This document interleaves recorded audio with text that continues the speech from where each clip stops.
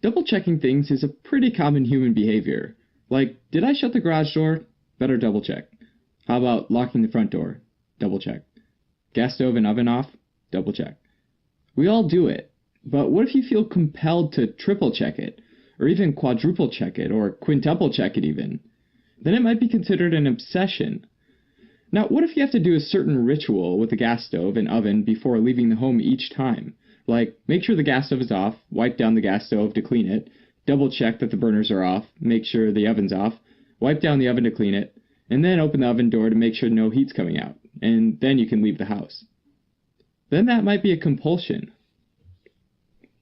Obsessive-compulsive disorder, or OCD, is a specific type of anxiety disorder characterized by these obsessions or compulsions.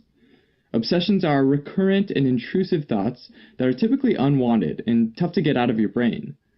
These unwanted thoughts, like, my house is unsafe, cause anxiety, and usually they lead to compulsions, which are actions that might be performed to try and reduce the anxiety associated with obsessions. As you might imagine, these thoughts and rituals can have a serious impact on someone's daily life. OCD affects around 3% of the population, and affects both men and women equally, and usually starts in childhood or in the teen years. Celebrities like David Beckham and Howie Mandel are known to be affected by OCD, and a more severe example is that of Howard Hughes, business tycoon and entrepreneur, among other things, who was affected by a relatively incapacitating OCD later in his life. Although obsessive-compulsive includes both obsessions and compulsions, one doesn't need both obsessions and compulsions for a diagnosis. Some individuals might have just obsessions or just compulsions, but the majority of patients have both, often where the compulsion is performed to alleviate an obsession. A very common compulsion is cleaning, which often stems from an obsession with germs or contamination.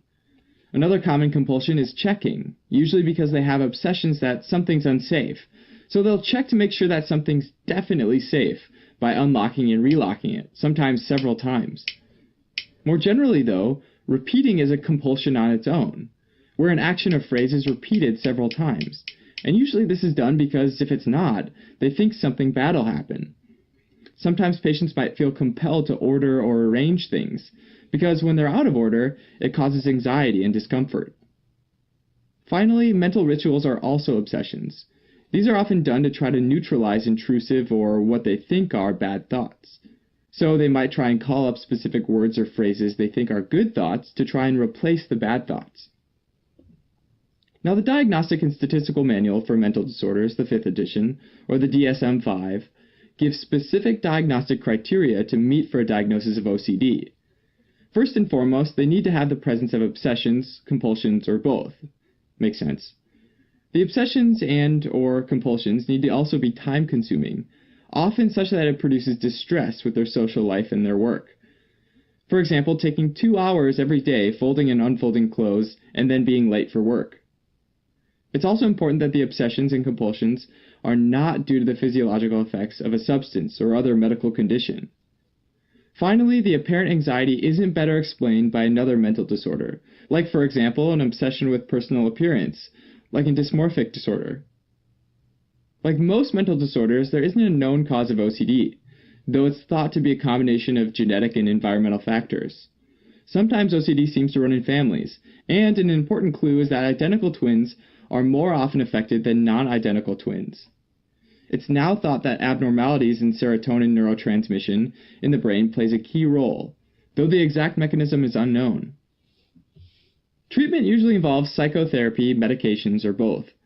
Among psychotherapy options, cognitive behavior therapy has been effective, specifically a technique called exposure and response therapy, where patients are first exposed to the anxiety and compulsion-provoking situation, ultimately showing that the anxiety actually lessens when the compulsion is not carried out.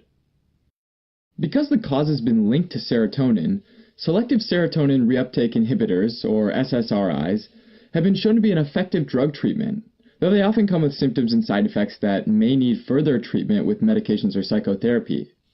With the right treatment, though, patients often return to normal daily life and activities.